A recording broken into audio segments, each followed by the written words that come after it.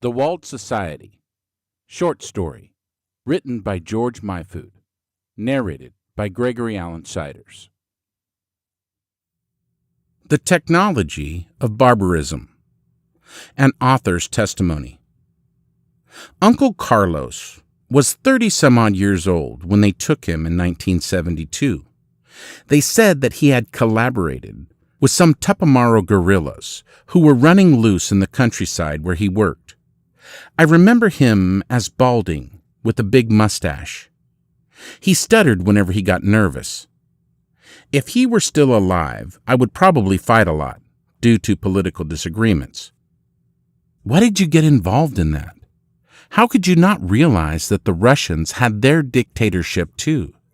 Their own crimes, their own injustices, their own bullshit. Of course, it's easy to think that now. It's easy to solve the problems of the past. If we had only seen where we were going, with the same clarity with which we look behind us, where it's too late for us to do anything. But that's the human condition. We learn at the same rate that we cease needing to learn. We learn to raise children when that child has already grown. Or we truly understand a parent when he is already an old man or is no longer with us. They took Uncle Carlos into a field in Uruguay, and they dragged him behind a horse, as if his body was a plow. They tried to drown him several times in a creek. He was not able to confess anything because he knew less than the soldiers who wanted to know something, and to have a little fun as well, because the days were long and their salaries were meager.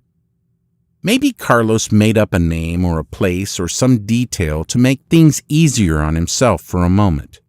He had to spend some time in prison. One visiting day, he confessed to his mother that he had become a Tupamaro there inside. At least from then on, military dictatorship had reason for holding him. Military justice must have had other reasons for using pleasure and entertainment through the suffering of others. The way respectable spectators receive pleasure from the torture of an animal in a bullfight. The military personnel at that time were quite ingenious when they were bored. I have proposed several times the creation of a museum of the Cold War as a monument to the human condition.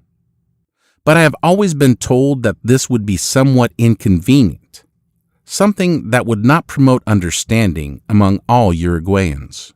Maybe that is why there are so many museums about the Charrúa Indians, where pottery and little arrows from those sympathetic savages is collected, but not a single one about the Charrúa Holocaust carried out by some of those heroes who still gallop like multiplied ghosts on their bronze horses through the streets of many cities.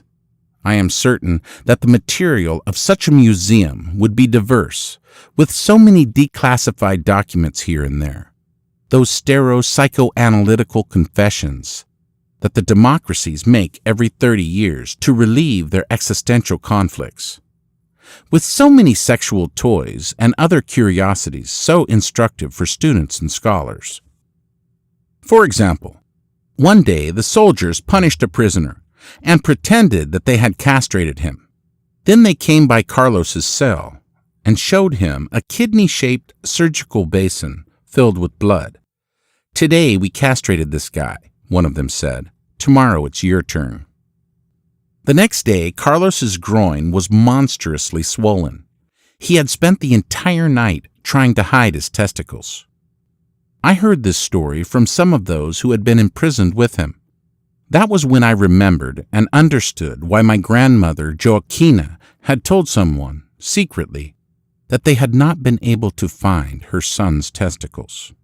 When I was little, I had imagined that my uncle suffered from a congenital defect, and that was why he had never had children. They told his wife Marta something similar. "Today we castrated him, tomorrow we shoot him." Of course, the soldiers of the fatherland did neither of these things. They didn't go to such extremes because in Uruguay, the disappearances were not as common as in Argentina or in Chile. We Uruguayans were always more moderate, more civilized, more subtle, We always felt so small between Brazil and Argentina, and always so relieved and so proud of not engaging in the barbarities practiced by our stepbrothers. At the end of the day, if one does not speak of such things, they do not exist. Like in Garcia Lorca's The House of Bernarda Alba, Al fin y al cabo, si de eso no se habla, eso no existe. Como in The House de Bernarda Alba. Silence, silence, silence, I said. In those days, my brother and I were living in the house in the countryside. I was 3 years old, and my brother was almost double that. We were playing on the patio, next to the wheels of a wagon, when we hear a very loud noise. I remember the patio, the wagon, the tree, and almost everything else. We went running, and we were the first to arrive at Aunt Martha's room. Our aunt was lying face up on the bed with a hole in her chest. An adult immediately dragged us outside to avoid the inevitable. The assumption was we would be traumatized, turned into delinquents or something of the kind. I don't know about the trauma, but I can testify that the most outside the law I've been in my life was when I was 5 years old. I climbed the control tower of a prison and set off the alarms. After the commotion of the security guards chasing after me, they brought me down hanging from one arm. Also, as a child, I passed clandestine messages in the highest security prison in the country, according to my memory at the time, which my university friends would later praise. Uncle Carlos died not long after being set free, which is a matter of speaking. He was held in the largest prison for political prisoners, in a town called Libertad, or Freedom. Let's just say, to be precise, that he died in the countryside, shortly after leaving prison at the age of 39, perhaps from a heart attack, like the doctor said, or from a blow to the head, as his mother believed, or from both, or from all the other things. If he were alive today, he would be arguing all the time about politics. I would be throwing his mistakes in his face. He would be calling me petit bourgeois or something equally deserved. Or I'm wrong, and we would continue being the good friends we were until he died. Because ultimately, what matters most are not political arguments. The sadism they practiced on him has no ideology, although eventually it may serve left-wing or right-wing dictatorships, democracies of the North, or those of the South. The Carlos and Martas of Uruguay are not considered very important. They weren't disappeared, and they died of natural causes or committed suicide.